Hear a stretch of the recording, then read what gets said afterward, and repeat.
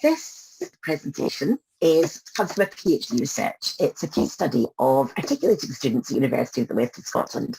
And articulation is a process in Scotland, as many of you will know, where students move from further education colleges into university degrees with advanced standing, meaning they start in second or third year compared to the traditional first year. This means that, that students can miss out on important elements of the transition process, which will help them settle into university. And my PhD research has been going on for a long period of time because it is part-time and it's due to finish at the end of July. Everything permitting. So there are challenges with joining an established cohort anyway, as Maria's comment here shows. All the names that I've used are pseudonyms, of course.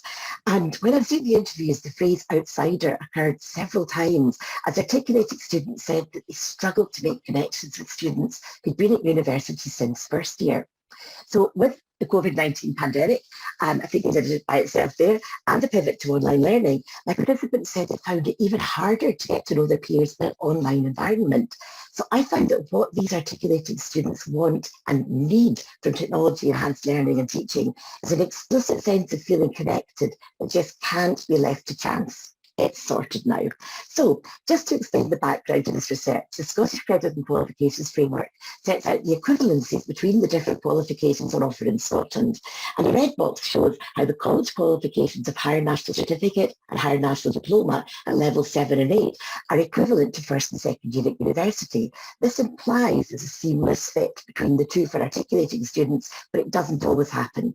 Too often, according to the academic literature and backed up by my research, articulating students don't understand what's expected at university, which puts them in a disadvantage, and add in the lack of connection with existing students, which is more than just belonging, and the challenges do increase. Now, UWS has been recognised as the most successful widening participation university in Scotland. We take a quarter of the national total of articulating students. That's about 1,400 students each year. But we've never carried out any research into the whole cohort of articulating students, and that's why I wanted to find out more about their experiences. So my research involved an online questionnaire with 72 participants, a total of 13 qualitative semi-structured interviews, mostly conducted online, analysed via in vivo, hence the sunburst diagram. And I also tried to let the participants set their own narrative by using elements of photo voice. So that's images which they had taken that illustrate their experiences of moving from college into university. You'll see more of these as we go along.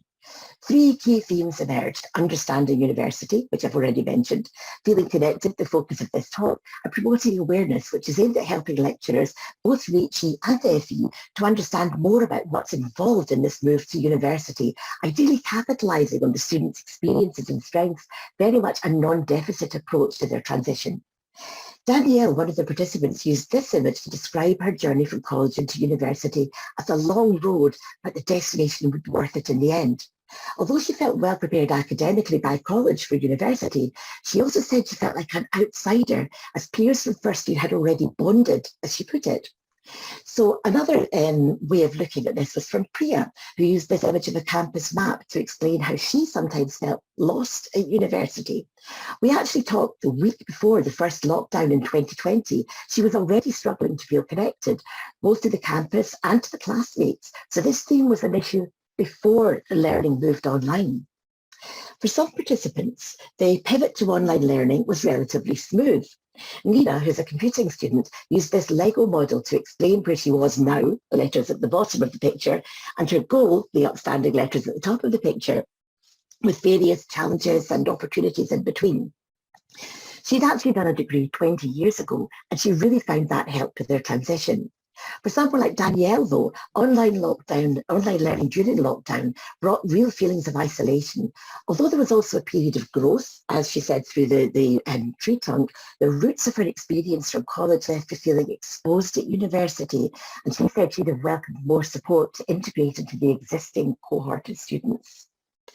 Other participants also identified these feelings of missing out on connections with other students, especially those like Natalie, who'd been used to in-person learning beforehand. This street art that she pictured expressed how she felt certain aspects of university were just out of reach, part of what she called the weird otherness of being an articulating student.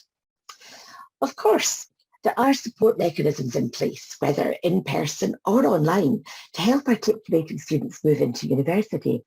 But the students themselves might not feel that it's appropriate for them to take part. As Natalie, who is a single mum in her mid-30s, put it, I wouldn't go to a freshers' fair because I'm not fresh, you know? So what can we do? How can we support our diverse body of articulating students into university through technology-enhanced learning and teaching? This is a case study of one institution, of course, but I'd hope these ideas might be relevant elsewhere. Every student has their own circumstances and backgrounds which play a role in their learning, but I would argue that we must try to build explicit connections between our articulating students and those who've been at university since first year, especially when they're learning online. So suggestions from the interview participants included pre-organising small groups during online inductions in the first few weeks of term, instead of leaving people to find their own groups. So deliberately creating links between the newer students and those who've been there for a while. Ideally, we should be helping to try to make the newcomers to feel that they don't have to break down existing bonds because the new links have already been made. And please look for opportunities to bring articulating students' experiences into your teaching, to emphasise what they can do while supporting them to develop new skills. For the final photo voice image, I'm going to use the words that Bruce sent me, edited a bit for this format. He said, when I started my second year direct entry, I had no idea about university. I can now start to see myself progressing through the tunnel and learning how to learn at university. When I finish each year and get to the end of the tunnel, I'll be able to reflect while standing in the light, looking back at the darkness, knowing I've come a long way and grew as a person. So to sum up, this is a case study of one institution, but I hope it illustrates that articulating students have particular needs which are not always being met, both by the system of articulation itself, it's not necessarily the seamless move it's supposed to be, and there is more that can be done to help them.